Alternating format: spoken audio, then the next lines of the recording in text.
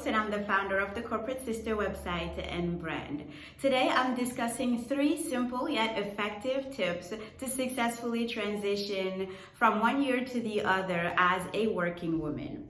While the rest of the world is busy setting goals and or resolutions for this new year, one thing that's often not talked about is the need to successfully transition from one season to another season of our careers, especially as working women and moms. This is especially relevant to us as we're still facing a global pandemic, a global childcare crisis, and also a great resignation movement where we have thousands of men and women leaving the workplace in droves, partly due to the childcare crisis and partly due to other reasons that have been brought on by this global health crisis.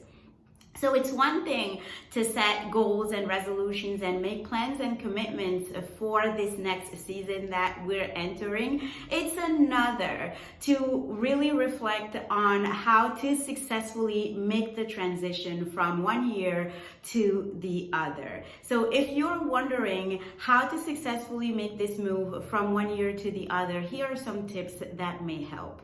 Tip number 1 is to refresh our sense of purpose. If there ever were a time to refresh our sense of purpose, what with this global pandemic, the faltering childcare, and all the other barriers and obstacles we're facing with remote work and the great resignation, this is really the time to refresh our sense of purpose.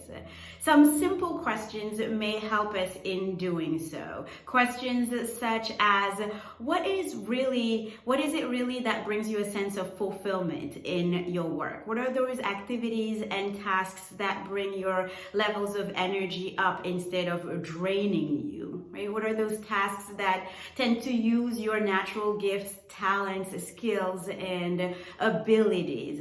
And how can you use more of those in the work that you're doing currently, or move in a work group or an occupation that can help you use more of these things?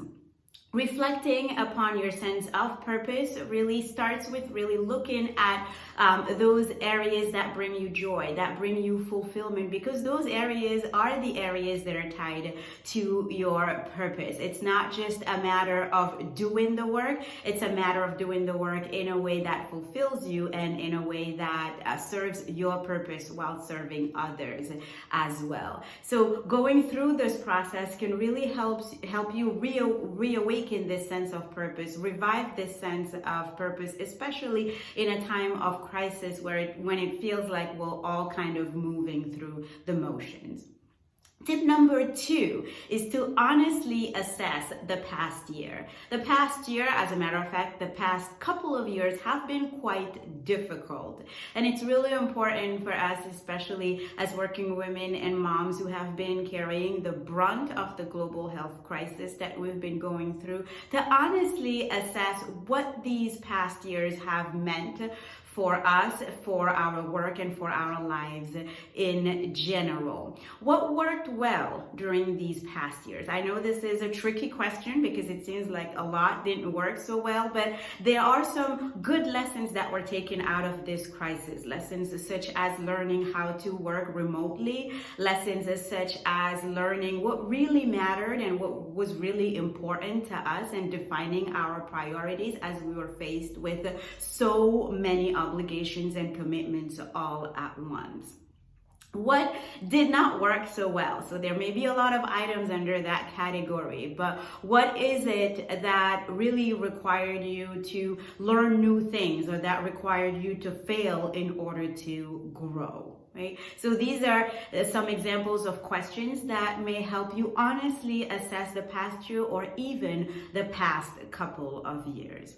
And last but not least, tip number 3 is to connect the dots between this refreshing of your sense of purpose. That was tip number 1. And your honest assessment of the past year or even the past couple of years. That was tip number 2.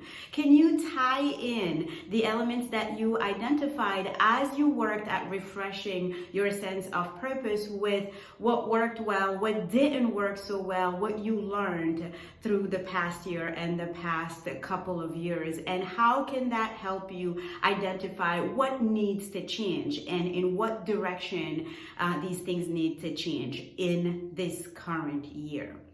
So these are 3 tips that I wanted to suggest and bring to your attention to help all of us, as a matter of fact, in this process of transitioning from one season to the next in our careers. I hope this helps. I look forward to your responses and your insights as you go through your own process of transitioning from one year, from one season to the next. Thank you for watching, and I'll see you on the next video.